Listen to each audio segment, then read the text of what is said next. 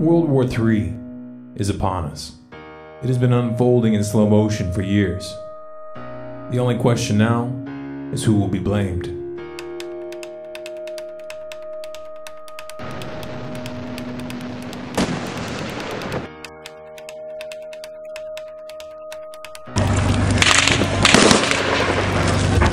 Humans tend to view each stage of history in isolation.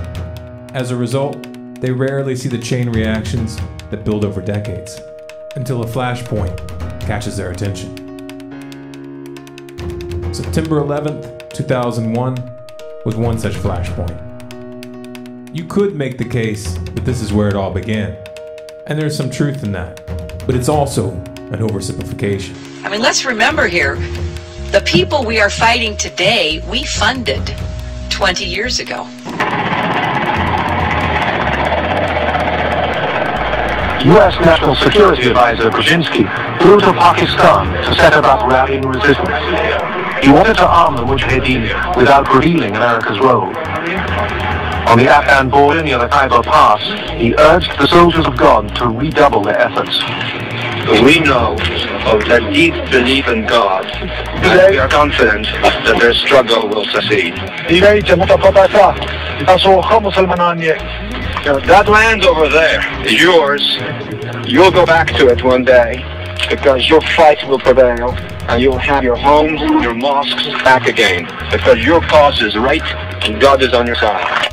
Of course, we all know the Dancing with the Stars version of the story. The US backed the Mujahideen in response to the Soviet invasion of December 1979.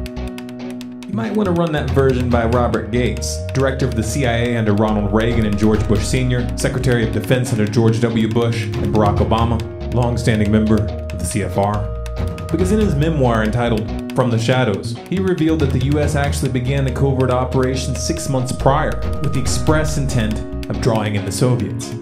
Oops. And guess what? They still haven't learned their lesson. Speaking of Al-Qaeda, if you do a Google search for jet fuel maximum burning temperature, you'll find an article from popularmechanics.com informing you that under ideal conditions, jet fuel tops out at 1,500 degrees Fahrenheit, and that steel melts at 2,750 degrees. They go on to explain how this isn't a problem because, quote, for the towers to collapse, their steel frames didn't need to melt. Trouble is, the steel did melt. See, molten steel running down the channel rails, like you're in a foundry. Like a volcano. It's this fused element of steel, molten steel and concrete and all of these things all fused by the heat into one single element. And almost like a chunk of lava from Kilauea or Iceland, where they're very sharp but breakable shards on the end here. I mean, these things are burning. At one point, I think they were about 2,800 degrees. Underground, it was still so hot that molten metal dripped down the sides of a wall from Building 6. There were fires of 2,000 degrees Fahrenheit below the ground. And all of a sudden, he comes out of this little tunnel screaming, "Wait till you see what I found." And he pulls in ministers and officials, and there, this cross is fully extended, melted together with the intense heat. The two beams were never initially part of the same structure. Heat literally melted them together. And the piece of metal that's draped over was molten metal that had literally fallen over one of the arms. Of course, little details like the laws of physics never got in the way of a good story. Oh, by the way, did you ever find anyone who could credibly explain how a third building, World Trade Center Building 7, fell straight down at 5:21 p.m. that day, though it was not hit by a plane? And did they ever explain how the BBC reported this event 26 minutes before it actually happened? Now, more on the latest building collapse in New York. You might have heard a few moments ago, I was talking about the Salomon Brothers building collapsing, and indeed it has. Apparently that's only a few hundred yards away from where the World Trade Center towers were.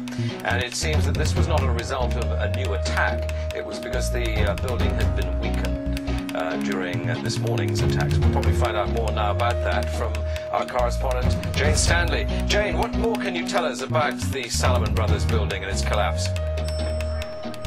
Well, only really what you already know. Details are very, very sketchy. There's almost a sense downtown in New York, behind me, down by the World Trade Centers, of just an area completely closed off as the rescue workers try to do their job. But this isn't the first building that has suffered as a result. We know that part of the Marriott Hotel next to the World Trade Center also collapsed as a result of this huge amount of falling debris from 110 floors of the two twin towers of the World Trade Center.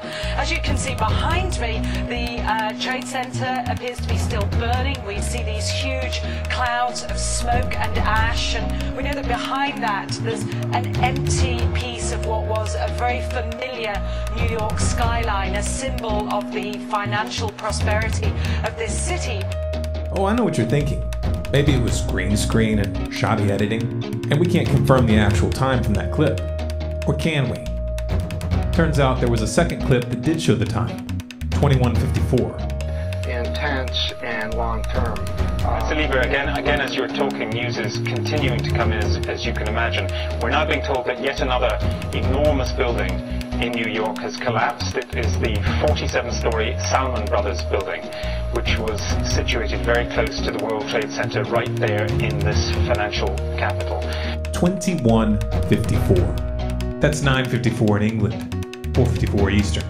26 minutes before the building actually fell. But I digress. The invasions of Iraq and Afghanistan were not motivated by the fall of the Twin Towers, nor was the evisceration of your rights and privacy that followed. To say that 9/11 was a pretext would be putting it lightly. About 10 days after 9/11, I went through the Pentagon and I saw Secretary Rumsfeld and Deputy Secretary Wolfowitz. I went downstairs just to say hello to some of the people on the Joint Staff who used to work for me, and one of the generals called me and he said, "Sir, you gotta come in and talk to me a second." I said, "Well, you're too busy." He said, No. He says, "We've made the decision. We're going to war with Iraq." This was on or about the 20th of September. I said, "We're going to war with Iraq. Why?" He said, "I don't know." He said, "I guess they don't know what else to do." So I said, "Well, did they find some information connecting Saddam to Al-Qaeda?" He said, No. He says, "There's nothing new that way. They've just made the decision to go to war with Iraq." He said, "I guess it's like we don't know what to do about terrorists, but we got a good military and we can take down governments." And he said, "I guess if the only tool you have is a hammer, every problem has to look like a nail." So I came back to see him a few weeks later, and by that time we were bombing in Afghanistan. I said, "Are we still going to war with Iraq?" And he said, "Oh, it's worse than that." He said, he reached over on his desk, he picked up a piece of paper, he said, I just got this down from upstairs, meaning the Secretary of Defense's office today, and he said, "This is a memo that describes how we're going to take out 7 countries in 5 years, starting with Iraq and then Syria, Lebanon, Libya, Somalia, Sudan, and finishing off Iran." The best laid plans of mice and men often go awry, but George W. Bush sure did try. Iraq and Afghanistan became quagmires, just like Cheney predicted. Do you think that the U.S. or UN forces should have moved into Baghdad? No. Why not? Because if we'd gone to Baghdad, we would have been all alone. There wouldn't have been anybody else with us. It would have been a U.S. occupation of Iraq. None of the Arab forces that were willing to fight with us in Kuwait were willing to invade Iraq. Once you got to Iraq and took it over and took down Saddam Hussein's government, then what are you going to put in its place? That's a very volatile part of the world, and if you take down the central government in Iraq, you can easily end up seeing pieces of Iraq fly off. Part of it the Syrians would like to have to the west. Part of eastern Iraq, the Iranians would like to claim, fought over for 8 years. In the north, you've got the Kurds, and if the Kurds spin loose and join with the Kurds in Turkey, then you threaten the territorial integrity of Turkey. It's a quagmire if you go that far and try to take down Iraq. Obama picked up where Bush and Cheney left off by toppling Libya and funding extremists in Syria, the precursors of ISIS. They knew the weapons were ending up in the hands of jihadists since at least 2012. They knew what would come next. A Department of Defense document from 2012 shows that the US government was aware that these fighters intended to form a caliphate, and that this conflict would likely lead to a proxy war with Russia and China. The Middle East was being balkanized, every pocket of resistance broken up into bite-sized chunks. But it was taking too long. So Saudi Arabia invaded Yemen, and Israel did their part by repeatedly bombing the Syrian army. In 2013, when the US-backed rebels in Syria got caught using sarin gas against civilians, and the Western narrative fell apart, Russia became a diplomatic thorn in Washington's side. So like a true gambler that doesn't know when to walk away, Obama doubled down by backing a coup in Ukraine, installing a puppet government with extensive ties to the US State Department, bankrolling their ethnic cleansing campaign in the East, and blaming the entire mess on Vladimir Putin. Russian aggression, Russian aggression, Russian aggression. Because reducing Iraq, Afghanistan, Libya, and Syria to rubble is about spreading democracy. But accepting the results of a peaceful referendum in Crimea, well, that's just beyond the pale. The war on the Ukrainian front continued through 2014 and into 2015. Somewhere along the way, preparations for an open conflict between the US, Russia, and China were normalized and brought from the shadows. Open threats were leveled in full view. Coverage was predictably one-sided. We've been through this before. Weapons of mass destruction, human rights violations, Russian aggression. New excuses, same goal. If you want to start a war, the unwashed masses must be convinced to send their brothers, sons, and fathers to die on the front lines. The specter of an external enemy must be etched into their collective mind through trauma, exaggeration, and repetition. History must be whitewashed, twisted, and cherry-picked down to a politicized nursery rhyme. At no point should the real motives or consequences of such an endeavor be discussed. It stands to reason that if we want to stop a war, we must reverse this pattern. Let's start with a realistic look at the consequences. The United States and Russia alone possess a total of over 15,000 nuclear warheads, each of which are 10 to 30 times more powerful than those that the US used against Japan and Hiroshima and Nagasaki. During the Soviet era, it was understood that a hot war between these two countries would inevitably lead to the use of these weapons, and would therefore be an act of mass suicide. A nuclear conflict between just these two countries, using only the weapons which are slated to be active after the implementation of the START Treaty in 2018, would release over 150 million tons of debris into the atmosphere. This debris would block out the sun, dropping global temperatures between 8 and 30 degrees centigrade. Agriculture would become impossible. Mass extinctions would follow, and our species would not likely be exempt. This is a mild description. We're not even touching upon the direct consequences of the blast, firestorms, and radiation poisoning, or the secondary deaths caused by exposure and disease. In this context, you might be inclined to believe that the use of these weapons would be completely off the table, that every effort would be made to reduce stockpiles, and that no new bombs would be built. Unfortunately, this is not the case. In recent years, US strategists have begun to promote the idea of limited nuclear warfare, which would be made possible by tactical nukes. The idea being that smaller weapons are more effective because they're actually usable. This isn't just talk. Under Obama, the US military developed the most expensive and most dangerous nuclear weapon ever, the B-6112. The B-6112 is a guided nuclear missile, the first of its kind, and its yield can be dialed down electronically for the desired effect. This capability has been promoted by the CFR as a means of preemptively destroying China's hardened missile silos. Apparently, the Obama administration took these recommendations to heart, because Section 1063 of the NDAA of 2013 directed the U.S. Strategic Command to prepare a report assessing the capability of the U.S. military to destroy a network of tunnels in China and, quote, the known hardened and deeply buried sites of foreign nations, with conventional and/or nuclear forces. While Russia wasn't mentioned directly here, it should be clear that they're on that list.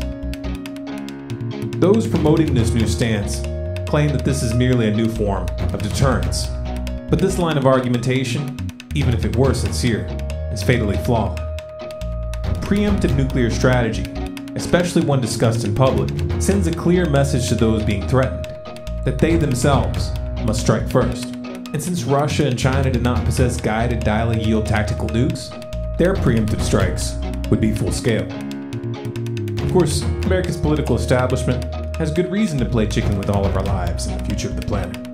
The balance of geopolitical and financial power has been shifting, and not in Washington's favor. China's new Silk Road project, Asian Infrastructure Investment Bank, and outposts in the South China Sea in tandem with the Eurasian Union, spearheaded by Russia, are edging the United States out of the world's new center of gravity. Pivots have failed. Bilateral discussions have gotten nowhere. Sanctions have backfired. Trade agreements have stalled. Influence has eroded. Washington is running out of options and time.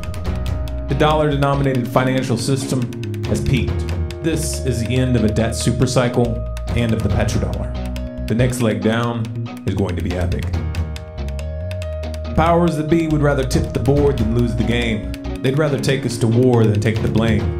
And if you let them get away with it, that's just the beginning. I said there's a crisis of global governance, but there's not a crisis that's actually impacting the key actors in these countries that brings them to the level of creating a common narrative, that creates a human narrative. We're nowhere close to that. And in some areas, maybe we'll develop such a thing. I hope not. I hope it doesn't require that kind of crisis. But certainly, the crucible of the G20 leads us to believe that is what's required. Yeah, I would agree that. Again, and I hope it doesn't come to this, but it may take an almost existential level crisis in terms of climate change, for instance, or imagine nuclear use, right? Whether by a terrorist group or by on the Indian subcontinent, that would help people get religion very quickly, and different kinds of religions, I guess, but at least get them in a common narrative very quickly. But hopefully. If you want people to hear this message, like it, share it, download it, and spread it. Believe it or not, this is just the tip of the iceberg. Want to see how deep the rabbit hole goes? Subscribe to Storm Clouds Gathering on YouTube, follow us on Facebook, Twitter, and Google+, and you can sign up for email notifications of new releases on our website, stormcloudsgathering.com.